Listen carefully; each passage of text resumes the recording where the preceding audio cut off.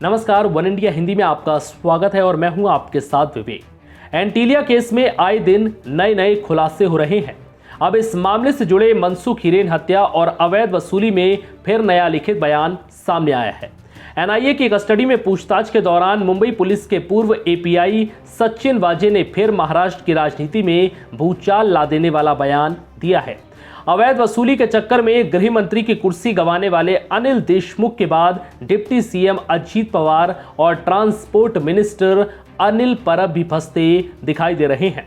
वाजे ने दोनों पर जबरिया वसूली कराने का आरोप लगाया है।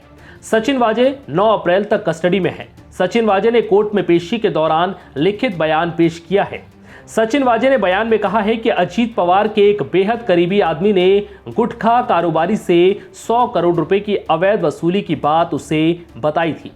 अनिल परब ने एक प्रेस कॉन्फ्रेंस करते हुए सचिन वाजे के सभी आरोपों को गलत बताया है। अनिल परब ने कहा है कि मैं बाला साहिब ठाकरे का शिव सैनिक हूं। मैंने उनके नाम पर शपथ ली जिन्हें मैं भगवान मानता हूं।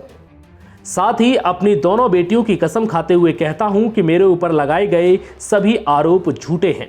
महाराष्ट्र के मंत्री ने आरोप लगाया कि बीजेपी ने सीएम उद्धव ठाकरे को बदनाम करने के लिए यह साजिश रची है। सचिन वाजे के आरोपों से घिरे अनिल परब का बचाव करने के लिए अब संजय राउत भी सामने आए।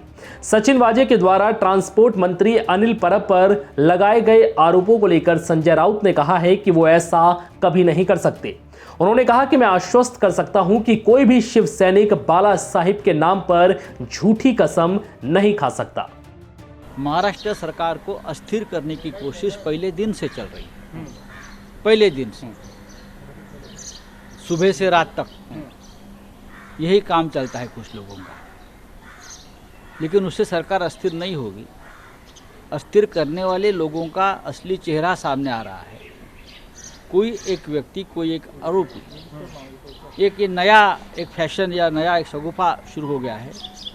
जेल में जो लोग बैठे हैं उनके पास से कुछ चिट्ठियाँ लिख कर लेते हैं और उछाल कर सरकार के खिलाफ आवाज़ बनाते हैं कुछ लोग। ऐसा होगा तो जेल में और भी बहुत लोग हैं, उनसे भी बहुत कुछ लिखा जा सकता है। तो आपको बताता हूँ, कोई सीबीआई के लॉकअप में है, कोई एनआईए के है, कोई और किसी के है, ईडी के लॉकअप में है जी।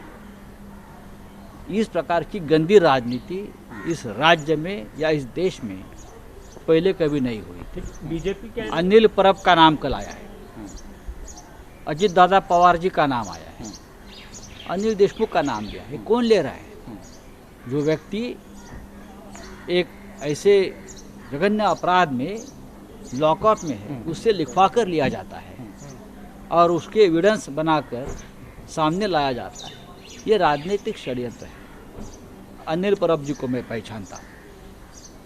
इस प्रकार के कामों में वो कभी लिप्त नहीं होता। कोई भी शिवसैनिक बाला साहेब ठाकरे की झूठी शपथ नहीं ले सकता, मैं इतना कह सकता हूँ। कल उसने बाला साहेब ठाकरे जी की शपथ लेकर कहा है कि मैं ये गंदा काम नहीं किया और मेरा ये शपथ जो लिया है अनिल परब ने, उसका ऊपर विश्वास। रिपोर्ट के मुताबिक सचिन वाजे ने एनआईए को हाथ से लिखे लेटर में दावा किया है कि NCP chief Sharad Pawar Mumbai police में उसकी बहाली के विरोध में थे। अनिल देशमुख ने वाजे से कहा था कि अगर वो 2 करोड़ रुपए लाकर देगा तो वो शरद पवार को मना लेंगे। वाजे ने यह भी दावा किया है कि महाराष्ट्र के परिवहन मंत्री अनिल परब ने भी उसे बीएमसी से जुड़े 50 ठेकेदारों से 2-2 करोड़ रुपए की उगाही करने को कहा था। 4 पेज के इस लेटर को वाजे ने एनआईए कोर्ट को सौंपा है। फिलहाल इस वीडियो में इतना ही। नमस्कार।